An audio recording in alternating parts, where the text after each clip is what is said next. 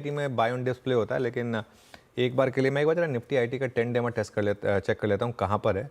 Normally वहाँ से recovery आती है। खैर एनीवे इन पर बात करेंगे, लेकिन ट्रेड्स लेना शुरू करते हैं। गाबा सर गुड मॉर्निंग, बताइए quick single. Morning. Quick singles है कोलगेट।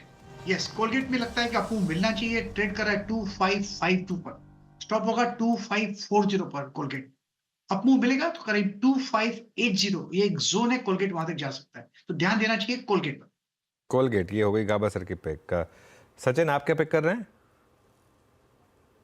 अनुज जी, यहाँ पर अदानी पोर्ट्स का डेटा थोड़ा सा कॉन्फिडेंट लग रहा है। इनफैक्ट पिछले 3 हफ्तों से इनफैक्ट एक ही पर्टिकुलर रेंज में लॉक्ड इन रहा है, 1230 से लेके 1280। एंड जिस तरीके से फिलहाल ओपनिंग हुई है, प्लस अपने प्रीवियस डे स्विंग हाई को इसने निकाला है, तो प्रोबेबिलिटी लग रही है कि ये हर्डल भी पार हो जाएगा। तो यहाँ पर खरीदारी करने की सलाह होगी अदानी पोर्ट्स के फ्यूचर्स में। एंड स्टॉप लॉस आपको छोटा ही लगाना है, अराउंड 1264 के आसपास का। इंट्राडे का पहला टारगेट होगा अराउंड 1285 का, बट पोजिशनली अगर ये ब्रेकआउट एस्टैब्लिश हो जाता है तो 1310 तक की एक रैली बन सकती है। ओके, अदानी पोर्ट्स 1275 पे आपका लॉन्ग कॉल है। मानस आपका ट्रेड? देखिए, मेरा ट्रेड एक सेल रिकमेंडेशन है। इन्फी पे, इन्फोसिस पे बिकवाली करने की राय रहेगी। पिछले हफ्ते भी हमने वीकनेस देखी थी। वीकली चार्ट पे एक बेरिश पैटर्न बना था। आज स्टॉक ने 20 डे मूविंग एवरेज को ब्रीच कर दिया है, तो इन्फी पे करंट लेवल्स पे बिकवाली करने की राय रहेगी। इसके फ्यूचर में बिकवाली करिए। 1671 का आपको स्टॉप लॉस लगा के बिकवाली करने का ट्रेड लेना है। 1610 तक के टारगेट्स इन्फी के फ्यूचर में पॉसिबल है। ऑप्शन में अगर ट्रेड लेना चाहें तो 1650 का पुट ऑप्शन जो 32 रुपए पे ट्रेड हो रहा है, वहां पर 24 रुपए के स्टॉप लॉस खरीदारी करिए और 50 रुपए के टारगेट सेट करिए। ओके, अच्छा वीरू, आप अगली ट्रेड लेने से पहले एक बार सिर्फ बैंक निफ्टी रिविजिट करना चाह रहा था मैं। बैंक निफ्टी अब 45,100 क्रॉस कर रहा है, मतलब थोड़ा कुशन क्रिएट कर रहा है अब ये 200 डे मूविंग एवरेज और अपने बीच में। और बैंक निफ्टी इतना ख़राब नहीं है जितना सुबह लग रहा था मुझे। देखिए हर चीज़ जो है ना स्क्रीन पर देखकर आपको अपनी स्ट्रैटेजी हमेशा रिवर्क करनी चाहिए। अब बैंक निफ्टी में वीकनेस तभी आएगी जब आप ये इंटरडे लो तोड़ेंगे। अदरवाइज मुझे लग रहा है कि बैंक निफ्टी आज हो सकता है थोड़ा सरप्राइज करने के मूड में हो। थोड़ा सा मतलब मार्केट में कल जो वॉलेटिलिटी थी उसके बाद ये कंटिन्यू कर रही है वॉलेटिलिटी, लेकिन अभी एकदम उसको तोड़ने के मूड में अभी है नहीं। अब तोड़ देगा तो बहुत नेगेटिव होगा, लेकिन अभी एक बार के लिए तो कोशिश कर रहा है 200 डे मूविंग एवरेज बचाने की। वीरो जी, और बैंक निफ्टी करीब 45,040 की ट्रेजेक्ट्री में। ओके, अच्छा ट्रेड्स को पिक कर लेते हैं। राजेश सतपुते जी, आपका ट्रेड क्या होगा? वीरेन जी, मेरा ट्रेड सेल का होगा। मैं सेल करूंगा यहाँ पे एलटीटीएस। अगर एलटीटीएस का स्ट्रक्चर देखें तो आज एक ब्रेकडाउन हुआ है और ये क्लियर कट ब्रेकडाउन है। मुझे लगता है कम से कम यहाँ से 200-250 पॉइंट का फॉल आ सकता है, तो one needs to be very careful if is holding long position. तो फर्स्ट ऑफ ऑल सेल करना है। 5,400 के आसपास है, हमें जो भी छोटा मोटा पुल बैक मिले इसे बेचे। 5,500 का स्टॉप लॉस रहेगा और इसका जो पहला टारगेट है, पहला सपोर्ट बनता है, वो है करीबन 5,250 का। अगर वो टूटता है तो फिर मुझे लगता है कि और डाउन साइड खुलेगा, तो one needs to be very careful. LTTS में आज ब्रेकडाउन हुआ है, इसमें ब्रेकडाउन हुआ है आज। प्रशांत जी बताइए क्या ट्रेड लिया आपने?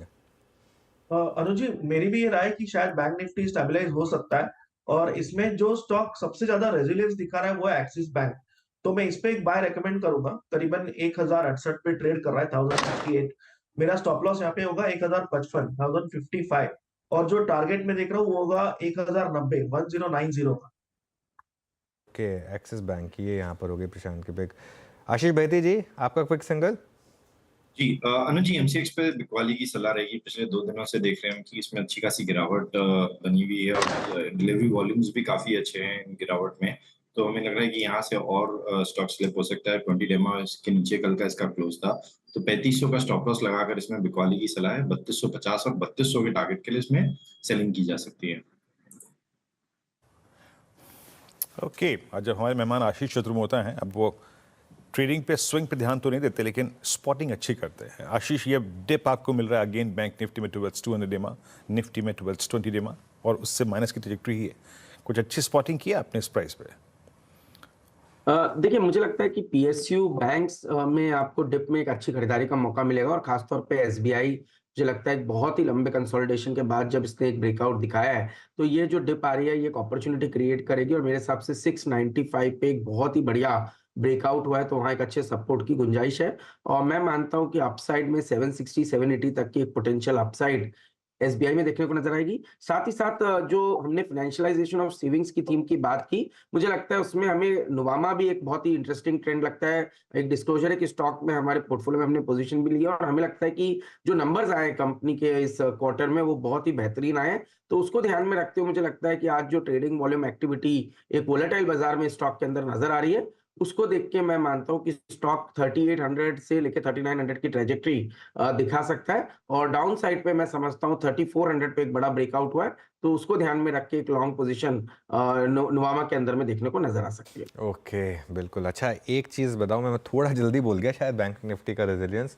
अब हम वापस डे लो पर 600 पॉइंट नीचे अब बैंक निफ्टी पर, और अब ध्यान रखिए इसमें, अब अगर वो 44,900 ब्रीच होगा और अगर उसके नीचे गए तो दिक्कत बढ़ेगी। और अब निफ्टी भी 21,555 पर इस समय, तो देखिए बहुत बहुत वॉलेटाइल है मार्केट, और ज़रूरी नहीं है कि हर दिन आप ट्रेड करें। मार्केट में इस समय क्लियरली मोमेंटम जो है वो ख़राब हुआ है, वॉलेटिलिटी बढ़ी है। निफ्टी में अगर आप चाहें तो वो ETF वाला व्यू ले लें, भले ही वो अलग चीज़ है, लेकिन ट्रेडिंग के हिसाब से थोड़ा कॉशियस ही रहें। हिंदुस्तान कॉपर में भी अब करीब करीब 2% की डिक्लाइन दिखाई देगी आपको। उसके अलावा वीकनेस कहाँ पर है? गुजरात गैस करीब करीब 6% नीचे। अच्छा, निफ्टी IT अब आ गया एग्जैक्ट 10 डेमा पर। नॉर्मली इस हर रन में इसने 10 डेमा को डिफेंड किया। आज देखते हैं ये होता है या नहीं।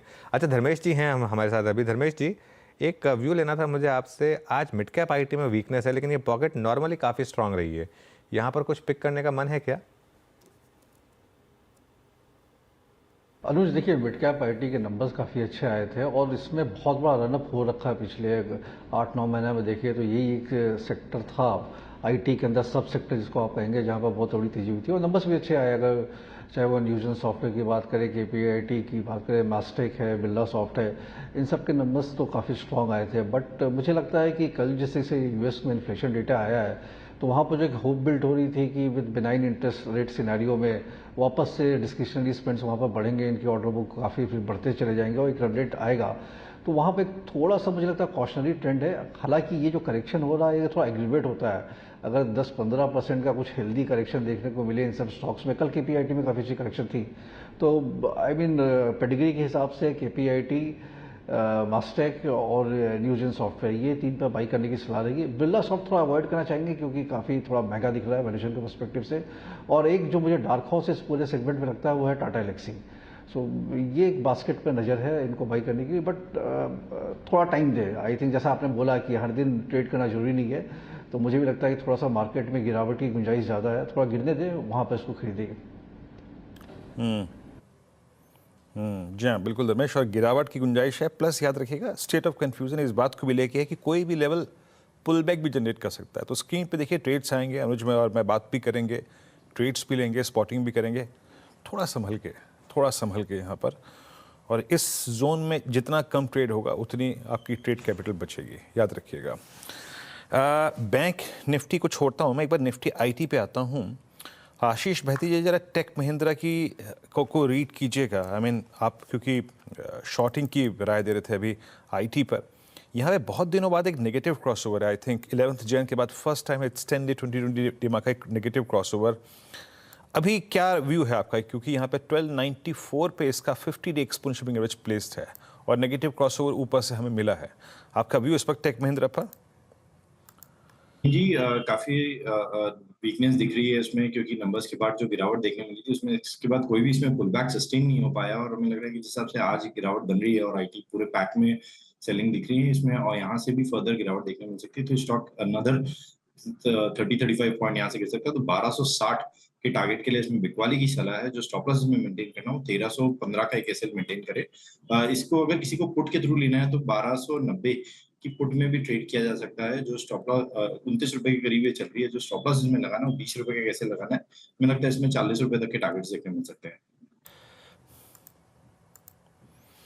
जी, टेक महिंद्रा 1298 पे ट्रेड कर रहा है। 1694 को लेकर थोड़ा सा कॉशियस रहिएगा। 1264 वो है इसका 50 day exponential average. Meanwhile Nifty लिखा है ये स्क्रीन पे, 21562। बैंक निफ्टी करीब करीब 44940। Extreme volatility. अनुज, इस बार की ये गिरावट ना थोड़ी सी अनोखी है। क्या होता था, अमूमन हमें 20 डेमा तोड़ने पर एक बड़ा वाइल्ड स्विंग मिलता था, शॉर्टिंग में मजा भी आता था। लेकिन जब से एफआईएस की सेलिंग को डीआईएस की बाइंग काउंटर करती है या फिर डीआईएस की सेलिंग को एफआईएस की बाइंग जब काउंटर करती है, तो वो डाउन स्विंग भी बहुत अच्छे नहीं मिल रहे हैं। तो निफ्टी पे और निफ्टी बैंक पे व्यू क्या बन रहा है इस समय? नहीं बिल्कुल वीरू, और उससे पहले ना एक बार मैं अपने डायरेक्टर साहब को बोलूँगा मुझे एक बार एचडीएफसी बैंक की वो 52 वीक हाई लो वाली प्लेट दिखा दें। और कल हमने इसको डिस्कस किया था और उसके बाद मैं 3-4 चीज़ें डिस्कस करना चाहता हूँ। अभी एचडीएफसी बैंक ने एक फ्रेश 52 वीक लो लगाया है। आज का चार्ट देखिए एचडीएफसी बैंक का, और ये 1380 का जो 52 वीक लो था इसका 24 जनवरी वाला, आज 14 फरवरी है। ठीक है, तो मतलब करीब ऑलमोस्ट 20-25 डेज़ के बाद ये एक 52 वीक लो लगा है, कैलेंडर डेज़ के बाद 52 वीक लो लगा है। ये प्रॉब्लम है। कल हमने स्पॉटलाइट में डिस्कस किया था इसका चार्ट कि ये एक वो दिखा रहा है कि कोविड लोज की तरफ बढ़ रहा है वो स्टॉक, और यहाँ पर अभी भी एफआईएस की इनडिस्क्रिमिनेट सेलिंग है। 2% एचडीएफसी बैंक नीचे, और अब आप कंट्रीब्यूशन लेकर आइए दोनों में, निफ्टी में और निफ्टी बैंक में। अब बहुत लोग पूछते हैं कि अब एक ही स्टॉक कितना इवेंचुअली इम्पैक्ट करेगा मार्केट में। तकलीफ ये होती है वेट, जब एक स्टॉक का वेट इतना होता है ना, जो मार्केट में सबसे ज़्यादा वेट वाला स्टॉक होता है, आज भी एचडीएफसी बैंक का वेट सबसे ज़्यादा है, तो 46 पॉइंट निफ्टी में कंट्रीब्यूट कर रहा है स्ट्रेट अवे। और बैंक निफ्टी देखिए आप, बैंक निफ्टी में कितना कंट्रीब्यूट कर रहा है ये, क्यों बैंक निफ्टी चलने को तैयार नहीं है? 266 पॉइंट बैंक निफ्टी में अभी कंट्रीब्यूट कर रहा है ये। थोड़ा सा इसको रिफ्रेश करिए, ऊपर निफ्टी दिखा रहा है, गलत है वो, इसको रिफ्रेश करते हैं, ये निफ्टी बैंक होना चाहिए। नहीं, थोड़ी हटा दीजिए इसको, ये दिक्कत आ रही है। तो बैंक निफ्टी में बहुत ज़्यादा नेगेटिविटी इसकी वजह से आ रही है बेसिकली, और ये इसको चलने नहीं देगा एचडीएफसी बैंक। और भले ही टेक्निकली 1-2 बार मार्केट सपोर्ट लेने की कोशिश कर रहा हो, जब आपका इतना बड़ा इंडेक्स, इतना बड़ा स्टॉक इतनी बड़ी वीकनेस में है, तो वो एक बड़े इंडेक्स को चलने नहीं देगा।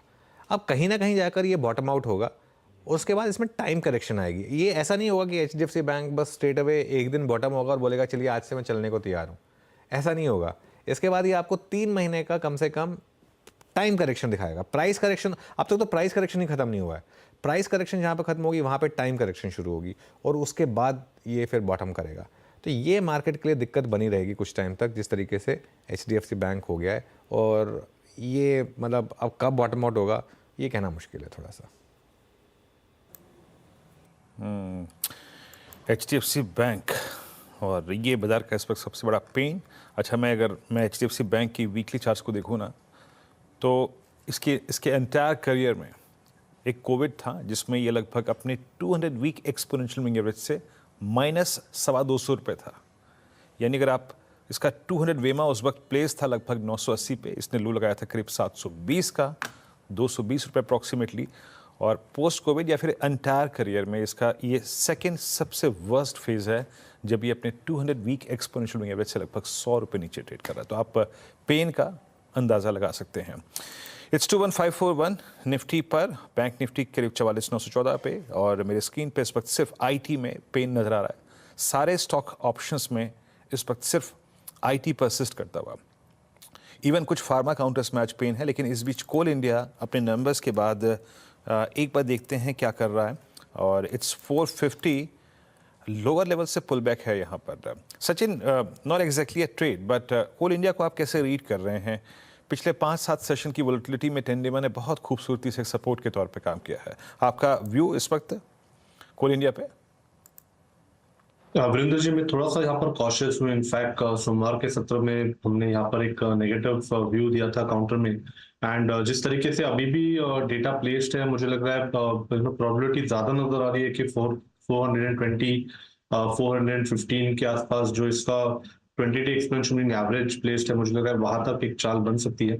थोड़ा सा मुझे लग रहा है ये स्टॉक रेंज बाउंड रहना चाहिए 460 से लेके 420 पर्टिकुलर जोन में। तो इमीडिएट बेसिस पे तो एक ब्रेकआउट की उम्मीद नहीं होगी। मुझे लग रहा है थोड़ा सा कंसोलिडेशन टू नेगेटिव बायस रह सकता है, एंड जिस तरीके से प्लेसमेंट्स है प्रेफरेबली यहाँ पर शॉर्ट पोजीशंस बनाने की सलाह होगी 460 के स्टॉप लॉस के साथ।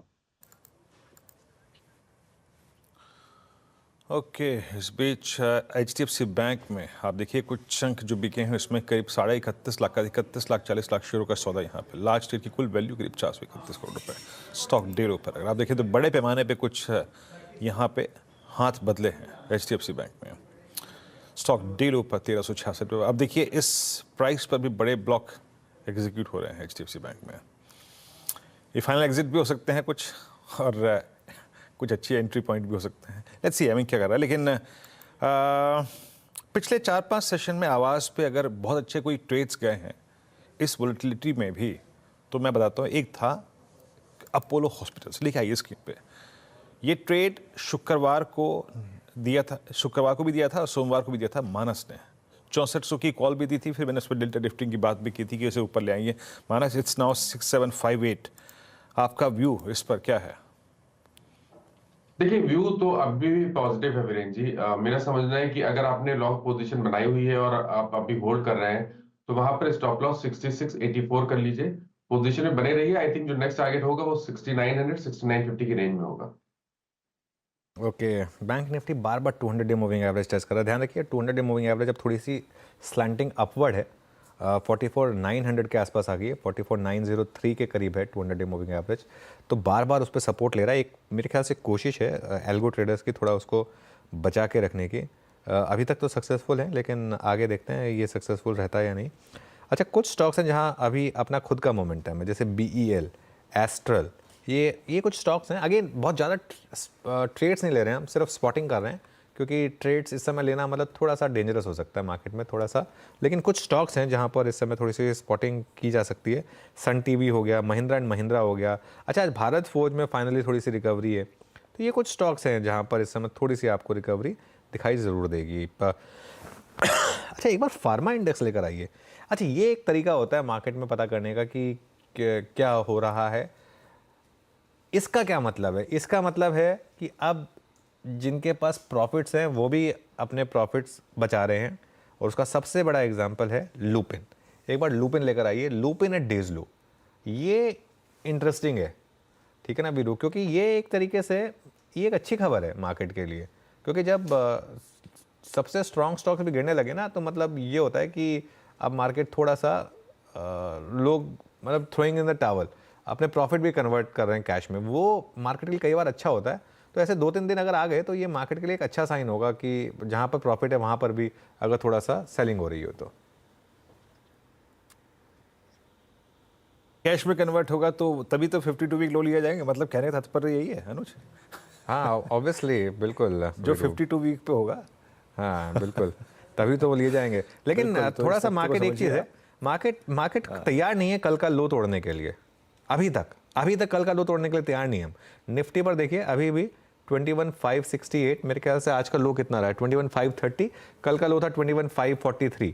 और जो चीज़ हमने डिस्कस की थी कि 21,543 से 21,429 ये बहुत स्ट्रॉन्ग सपोर्ट जोन है। आज सुबह अगर आपने शॉर्ट किया तो आपको कुछ मिला नहीं है मार्केट में अब तक, और ये इंटरेस्टिंग होगा अगर किसी ने आज सुबह शॉर्ट करा है तो वो क्या होगा। और बैंक निफ्टी भी देखिए फिर से एक बार 200 डे मूविंग एवरेज को डिफेंड करके थोड़ा सा ऊपर आ रहा है, और मिड कैप में भी थोड़ी सी रिकवरी शुरू हो गई है वीरू। तो ये इंटरेस्टिंग है, काफ़ी इंटरेस्टिंग रहेगा मेरे ख्याल से। एक वन वे ये नहीं व्यू मत बना लीजिए कि बस आज तो मुझे सेल ही करना है। मार्केट में दोनों साइड की अपॉर्चुनिटीज़ हैं। जैम बिल्कुल। आज अगर आप अभी तक एज ऑफ नाउ, बैंक, अनुज ने बिल्कुल सही कहा, बैंक निफ्टी ने रेजिलियंस दिखाई है अगेंस्ट ऑल ऑड्स। अब आप देखिए HDFC बैंक कैसे सिंक हो रहा है उसके अगेंस्ट। और अगर आप एक बार इंटरडे अगर लाइन चार्ट हो, bank Nifty versus Nifty IT, आज प्रॉब्लम है निफ्टी IT करीब 725 अंक नीचे।